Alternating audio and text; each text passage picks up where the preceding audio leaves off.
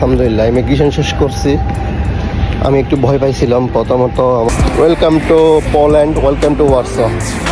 সৌন্দর্যগুলো উপভোগ করতেছিলাম, সাথে সাথে এই মরু দেশকে বিদায় দিয়ে চলে যাচ্ছিলাম ইউরোপের পথে। Welcome to Poland guys. ইতিমধ্যে আমরা পোল্যান্ডে পৌঁছে গেলাম। আসসালামু আলাইকুম ভিউয়ার্স, সবাই কেমন আছেন? আজকে আমি যাচ্ছি স্বপ্নের ইউরোপ। সো আজকে আমি চলে যাচ্ছি চট্টগ্রাম থেকে। আমার ফ্লাইট চট্টগ্রাম থেকে শারজাতে আমার 4 ঘন্টা মতো ওয়েটিং টাইম। দেন শারজা থেকে আমার ফ্লাইট হচ্ছে পোল্যান্ডের রাজধানী ওয়ারসোতে। সো আপনারা এখন দেখতে পাচ্ছেন এটা হচ্ছে রানওয়ে। এই রানওয়ে দিয়ে আমরা টেক অফ করব।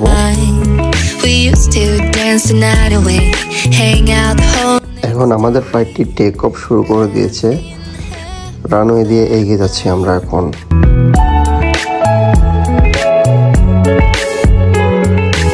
চট্টগ্রাম থেকে সফল টেক অফের পরে যে সৌন্দর্যটা সবসময় আকর্ষণ করে সেটি হচ্ছে এই কর্ণফুলী নদী। দেখতে কি সুন্দর লাগছে উপর থেকে। এখন প্রায় 30,000 ফুট উপরে মাটি থেকে। সো আমি বাংলাদেশকে অনেক মিস করতেছিলাম, জানলা দিয়ে দেখতেছিলাম বারবার। কিছুক্ষণ পর আমার খাবারও চলে আসে। এই খাবারটা আমার টিকিটের সাথে অ্যাড করা ছিল, সো আমাকে খাবারটা দিয়েছে। যারা টিকিটের সাথে খাবার অ্যাড করে নাই তাদেরকে খাবার দেয় নাই। এই খাবারটা অনেক বাজে ছিল, এত ভালো ছিল না, তাই আমি তেমন একটা খেতে পারি নাই। মহান রবের এই অপরূপ সৃষ্টি আপনাকে মুগ্ধ করবে সত্যি।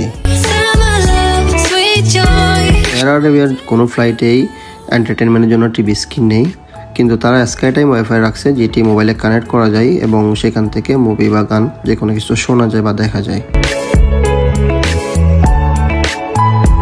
প্রথমের খাবারটি খেতে পারি নাই আমি, অনেক বাজে ছিল। সো আমি এই খাবারটা আবার অর্ডার করলাম, চিকেন পাস্তা, 28 দিরহাম। প্রায় 5 ঘন্টা flight journey Chittagong to Sharjah. অবশেষে আমরা চলেই আসলাম আরব আমিরাতে। দেখেন উপর থেকে আরব আমিরাত কীভাবে দেখা যাচ্ছে, শুধুমাত্র ছোট ছোট বাড়িগুলো দেখা যাচ্ছে। উপর থেকে মরুভূমি, ধূসর মরুভূমি, কোনো গাছপালা নাই, কিচ্ছু নাই। মানে একরকম, এক একটা দেশের সৌন্দর্য এক এক রকম লাগে। আসলে আপনি যখন ফ্লাইটে থাকবেন তখন এক একটা দেশের সৌন্দর্য আপনাকে মুগ্ধ করবে। যারা আরব আমিরাতে অথবা শারজা থাকেন তারা এই রাস্তাটি অবশ্যই চিনবেন, এই হাইওয়েটি অবশ্যই চিনবেন। কি সুন্দর লাগছে না উপর থেকে দেখতে। এই জায়গাটা আমার সবচাইতে বেশি সুন্দর লাগছে। দেখেন এই হাইওয়েটা দুই পাশে গাছপালায় ভরা, আর এই বাড়িঘরগুলা সবুজ গাছপালা দিয়ে ভরা। এই জায়গাটা আমার সবচাইতে বেশি সুন্দর লাগছে এই শারজার। আলহামদুলিল্লাহ আমরা শারজাতে খুব সুন্দরভাবে ল্যান্ড করলাম এবং নিচে নেমে দেখতেছি সব এয়ার আরাবিয়ার ফ্লাইট সব বোর্ডিং করতেছে, আর ভিউটা খুব সুন্দর আসতেছিল। সো এখন আমাদেরকে বাসে করে নিয়ে যাওয়া হচ্ছিল এয়ারপোর্টের ভিতরে। সেখান থেকে 4 ঘন্টা পরেই আমার ইউরোপের ফ্লাইট।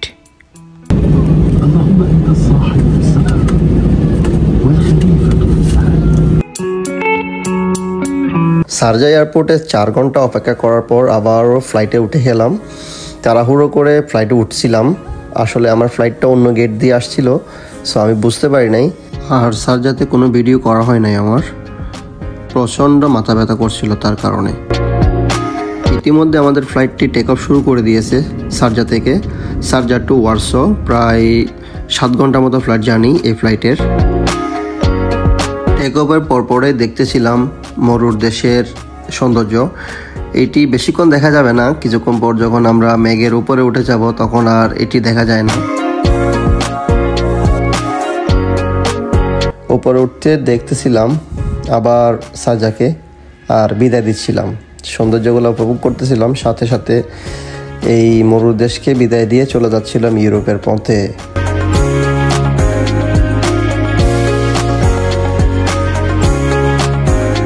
আমাদের আজকের এই ফ্লাইটে প্রায় বেশিরভাগই ছিল পলিশ মানুষ।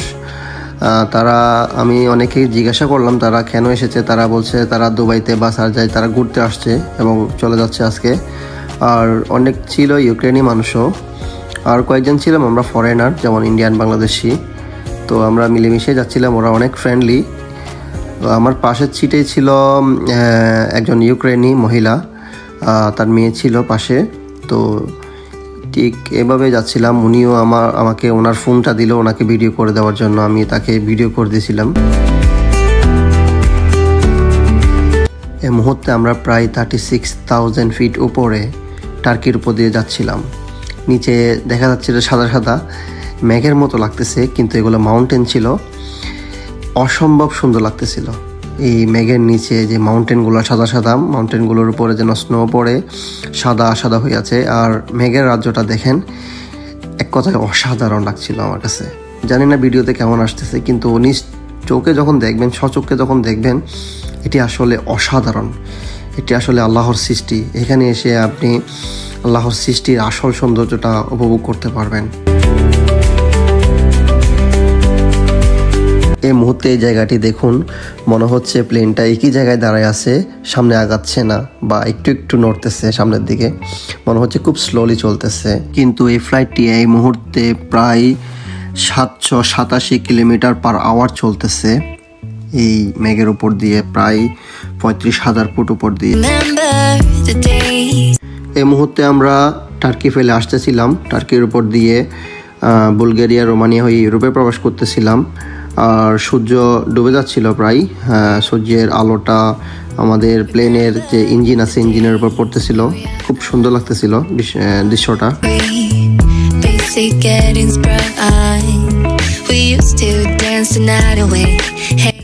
Welcome to Poland guys.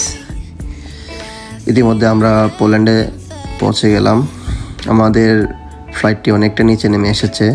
ওয়ারসোতে আমরা ল্যান্ড করব।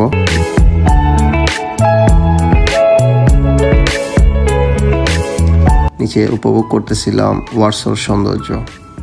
ওয়ারসোকে বলা হয় ইউরোপের নিউ ইয়র্ক। অসাধারণ একটি শহর, কখনো আসলে বুঝতে পারবেন। অসাধারণ সত্যি।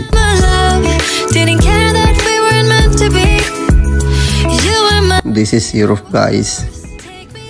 কি সুন্দর, তাই না? ছবির মতো সুন্দর ইউরোপ, ছবির মতো সুন্দর এই ওয়ারসো। আমরা ল্যান্ড করতে যাচ্ছিলাম। ইতিমধ্যে আমাদের ফ্লাইটটি খুব নিচে নেমে এসেছে। আমরা ওয়ারসো চুপিং এয়ারপোর্টে অবতরণ করব। আমি একটু সামনে যাওয়ার পরেই দেখতে পাচ্ছিলাম যে ওয়ারসোর যে এয়ারপোর্টের রানওয়েটা, আর ওইখানে থাকা ফ্লাইটগুলা দেখছিলাম। বাইরে খুব একটা ভালো আসতেছিল না ক্যামেরার মধ্যে, কারণ সন্ধ্যা হয়ে এসছে। পোল্যান্ডে প্রায় তখন 7টা থেকে 8টা বাজতেছিল ল্যান্ড করার সময়। তো আমরা ইতিমধ্যে পোল্যান্ডের মাটি ছুঁয়ে ফেললাম। ইউরোপের মাটি ছোঁয়ার সাথে সাথে আসলে খুব ভালো লাগা কাজ করলো। ফ্লাইটের ল্যান্ডিংটা খুব সুন্দর ছিল, অসাধারণ। এয়ারবিয়ার অনেকে এয়ারবি নিয়ে বাজে মন্তব্য আমি অনেকের কাছে শুনছি, কিন্তু আমার কাছে খুব ভালো এক্সপিরিয়েন্স। সব কিছু এই প্রাইসের মধ্যে এর থেকে বেটার কেউ আর দিতে পারবে না।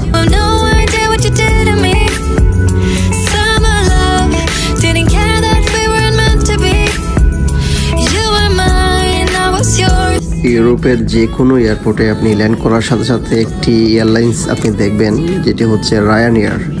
রায়ানএয়ার হচ্ছে এখানের জন্য অনেক ফেমাস। খুব চিপেস্ট একটা ফ্লাইট, খুব অল্প টাকায় তারা এই শহর থেকে অন্য শহরে যাতায়াত করে। আর ওয়ারসোতে ল্যান্ড করলে আপনি অবশ্যই দেখবেন লট পলিশ এয়ারলাইন্স।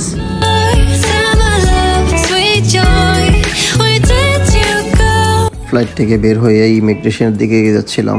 ইমিগ্রেশন শেষে আমি আমার লাগেজ কালেক্ট করব। আলহামদুলিল্লাহ ইমিগ্রেশন শেষ করছি। আমি একটু ভয় পাইছিলাম প্রথমত, আমার অ্যাড্রেসটা যেটা দিয়েছিলাম ওটা আমার মনে ছিল না ওইখানে। আর সেকেন্ড যে বিষয়টা, দেশে ছিলাম আমি প্রায় 4 মাসের থেকেও বেশি ছিলাম। এখানকার একটা নিয়ম হচ্ছে 3 মাস থাকা যাবে অন্য কোনো দেশে গিয়ে। তো 3 মাসের বেশি গেলে একটু কৈফিয়ত দিতে হয় আর কি। তো আমাকে কিছু জিজ্ঞাসা করে নাই, এমনি জাস্ট গেছি, বেশি কিছু জিজ্ঞাসা করে নাই। অ্যাড্রেসটা জিজ্ঞাসা করছে, ওটা একটু মনে করে বলছি, জাস্ট হয়ে গেছে, আর কোনো সমস্যা হয়নি। তো এখন আমি আমার লাগেজটা সংগ্রহ করে বেরিয়ে যাব। অনেক বেশি ক্লান্ত, প্রায় আমার 20 থেকে 22 ঘন্টা মতো জার্নি হয়েছে। আমি খুবই ক্লান্ত ছিলাম। সো এয়ারপোর্ট থেকে বের হয়ে একটা ট্যাক্সি নিয়ে হোটেলে যাচ্ছিলাম। হোটেলে আজকে থাকবো এবং আগামীকালকে ট্রেনে করে আমি আমার বাসায় যাব ওয়ারসো থেকে।